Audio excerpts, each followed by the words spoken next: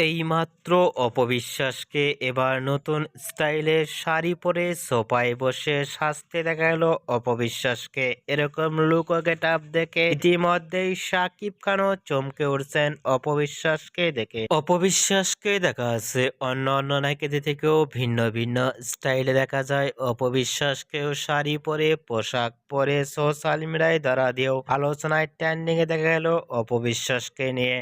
অপবিশ্বাসের verify Facebook পেজে এই ছবিগুলো আপলোড দিয়ে মুহূর্তের মধ্যেই সোশ্যাল মিডিয়ায় অ্যাক্টিভে থাকতে দেখা গেল অপুকে।